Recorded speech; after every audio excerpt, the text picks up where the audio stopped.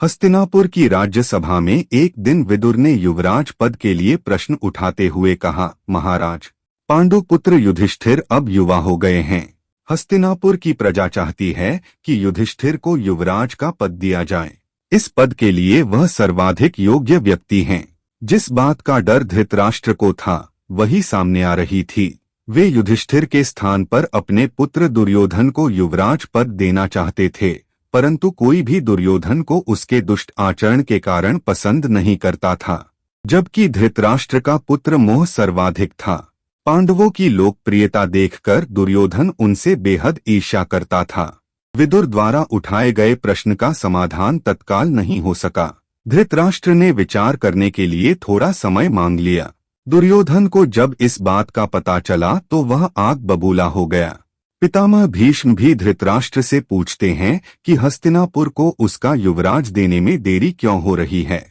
क्रोधित होकर भीष्म धृतराष्ट्र से कहते हैं कि राजनीति का आधार पुत्र कल्याण नहीं बल्कि जन कल्याण है। इसे ध्यान में रखते हुए ही हस्तिनापुर के युवराज का चयन करें। तभी एक गुप्तचर ने उन्हें बताया कि पूरा हस्तिनापुर चाहता है कि युधिष्ठिर ही युवराज बने। अगर दुर्योधन को बनाया तो पूरी प्रजा उन पर क्रोध जताएगी।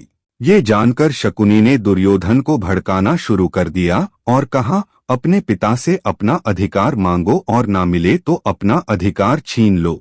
दुर्योधन ने महाराज धृतराष्ट्र और गांधारी के सामने अपने अधिकार को लेकर जो क्रोध दिखाया, इस बात से उन्हें ये बात साफ हो गई कि दुर्योधन राजसिंहासन के लिए युद्ध लड़ने के लिए तैयार है। राजसिंहासन की समस्या का समाधान पाने के लिए धृतराष्ट्र ने सबके सामने अपने और दुर्योधन के प्रश्न रखे। दुर्योधन के प्रश्न को निराधार बताते हुए विदुर ने कहा, पुत्र केवल पिता की संपत्ति का उत्तराधिकारी होता है और हस्तिनापुर आपकी संपत्ति नहीं है। इसलिए हस्तिनापुर के राजसिंहासन का असली उत्तराधिकारी पांडु पुत्र युधिष्ठिर है। पितामह भीष्म और विदुर की बातें सुनकर अगली सुबह महाराज धृतराष्ट्र ने बड़े भारी मन से युधिष्ठिर को युवराज घोषित किया।